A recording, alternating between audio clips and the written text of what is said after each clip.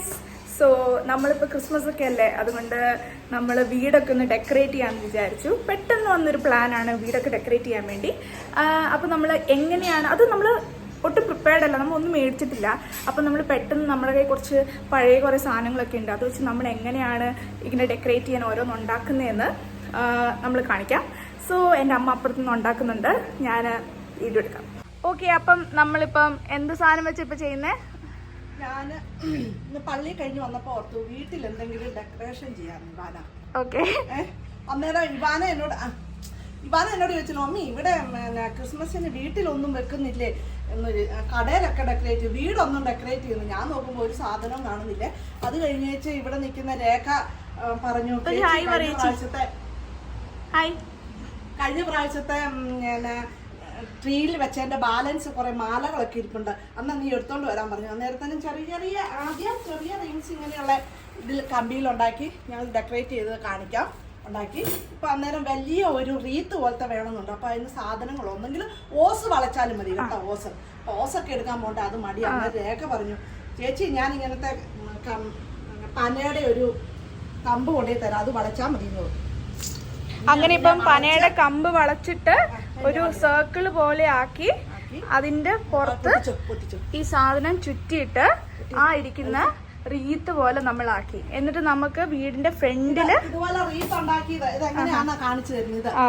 അധികം കാശ് മുടക്കില്ലാതെ ഒരു മാല, കുറച്ച് മാലയും അതിന്റെ മിച്ചം വരുന്ന കുറച്ച് ബോൾസ് ഒക്കെ മതി. ഞാൻ ഡെക്കറേറ്റ് ചെയ്ത് എങ്ങനെയാന്ന് മൊത്തത്തോടെ കാണിച്ചു തരാം. അപ്പൊ ഇത് നമുക്ക് എവിടെ വെക്കാനാ? ഈ ഡോറി വെക്കാനല്ലേ, ഡോറിന്റെ ഫ്രണ്ടില് റീത്ത് പോലെ കുറച്ച് ഡെക്കറേറ്റ് ഒക്കെ ചെയ്ത് ഡോറിന്റെ ഫ്രണ്ടിൽ വെക്കാൻ ഇപ്പൊ നമ്മൾ ഉണ്ടാക്കുന്നേ പരിപാടിയാണല്ലോ. പള്ളിയിൽ പോയി കഴിഞ്ഞു വന്നിട്ട് നല്ല പരിപാടിയാണുള്ളത്. നമ്മള് എളുപ്പ രീതിയിൽ ഒരു റീത്ത് ഉണ്ടാക്കുക. ഷേപ്പ് വന്നിട്ടില്ല, ലാസ്റ്റ് ഷേപ്പ് ആക്കാവേ. നമുക്ക് അഡ്ജസ്റ്റ് ചെയ്ത് നമുക്ക്. സോ ഹായ് ഗൈസ്, അങ്ങനെ നമ്മളിങ്ങനെ ഡെക്കറേറ്റ് ചെയ്ത് നമ്മൾ തന്നെ ഉണ്ടാക്കിയ സാധനമാണ് ഇവിടെ ഇപ്പോൾ ഇട്ടേക്കുന്നത്. എങ്ങനെയുണ്ട്? നല്ല ഭംഗിയില്ലേ? ഞാൻ കാണിച്ചു തരാം. ഫ്രണ്ടിൽ നിന്ന് ആണ് നമ്മളിപ്പോൾ ഉണ്ടാക്കിയ നമ്മുടെ ഡെക്കറേഷൻസ്. നമ്മളിവിടെ ഇങ്ങനെ ജസ്റ്റ് ഒരു ക്രിസ്മസ് വൈബ് തോന്നിക്കാൻ വേണ്ടി നമ്മളിപ്പോൾ ഇവിടെ ഇങ്ങനെ ഹാങ് ചെയ്തിട്ടേക്കുക. ഇവിടെയും ചെയ്തിട്ടുണ്ട്, പക്ഷെ ഒന്നും ശരിയായി സെറ്റാക്കിയിട്ടില്ല, നമ്മൾ ചെയ്തുകൊണ്ടിരിക്കുകയാണ്. ഓക്കെ, ഇതിലും കുറച്ച് ഈ ബെൽസ് പോലത്തെ സാധനങ്ങൾ ഇങ്ങനെ ഹാങ് ചെയ്തിട്ടിട്ടുണ്ട്, ഒരു ജസ്റ്റ് ഒരു ക്രിസ്മസ് വൈബ് തോന്നിക്കാൻ വേണ്ടി. അപ്പം ഇങ്ങനെയാണ് ഇരിക്കുന്നത്. മറ്റേ സാധനത്തിൽ ഇത് കണ്ടോ, നേരത്തെ ചെയ്ത പോലെ തന്നെ ഇങ്ങനെ നമുക്ക് ഇങ്ങനത്തെ ഒരു സാധനം കിട്ടിയാൽ നമുക്കിങ്ങനെ റൗണ്ട് ചെയ്ത് നമുക്കിങ്ങനെ ഒരു ഡെക്കറേഷൻ പോലെ ആക്കാൻ പറ്റും. അതാണ് ഇപ്പോൾ ചെയ്തുകൊണ്ടിരിക്കുന്നത്. എങ്ങനെയുണ്ട്? ഡെക്കറേഷൻ ഒക്കെ ചെയ്ത് ഇഷ്ടപ്പെട്ടോ? അതെ അതെ, എന്താ അതെ, നല്ല രസമില്ലേ?